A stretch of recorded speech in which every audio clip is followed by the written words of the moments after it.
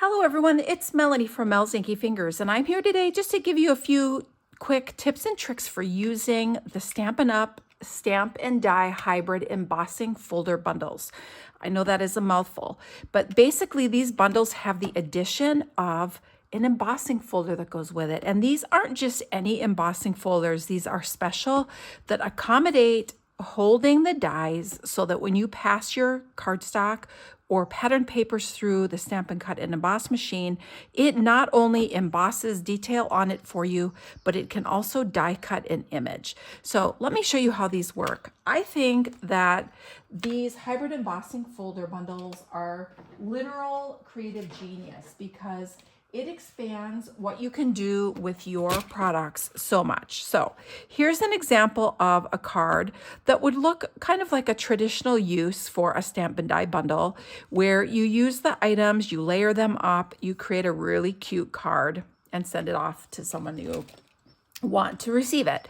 However, when you bring in the element of the hybrid embossing folder, you expand your options of what you can do to create elements for your projects. So here are standard die cut images that you can layer. And this happens to be the beautiful butterflies hybrid embossing bundle, which is really cool. But now you also have elements like this that you can bring into your projects. So not only do you have a die cut image, but you have a die cut image that is embossed, and you can even stamp and then pass it through your hybrid embossing folder, and it will emboss and die cut your stamped image. And now you have raised, inked detail on your projects. So let's look at how that's done. So I have a stamped image here. So this happens to be on our cloud cover cardstock and stamped in Secret Sea ink. And I'm going to show you how you line up these images. So if you're using your hybrid embossing folder and you would like to die cut a stamped image, you stamp your image like you normally would, but then in your embossing folder, you're going to have a die that nestles. So you'll have to feel which side it's in. Usually it's in the side with the raised bit. And when you drop it in place, I just kind of jiggle it around, and then it just kind of falls in place. And you can see when it falls in place, it no longer slides freely within your embossing folder. And that's where it's going to cut.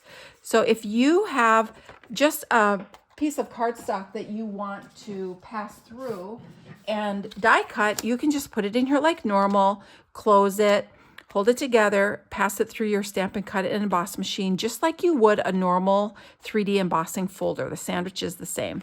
However, if you have a stamped image that you want to cut and emboss, put your stamped image in your embossing folder, and then I flip it over, and I look through the embossing folder to line it up and get it in place where I want it, and then I simply close the embossing folder and pass it through my Stampin' Cut and Emboss machine as I would a 3D embossing folder.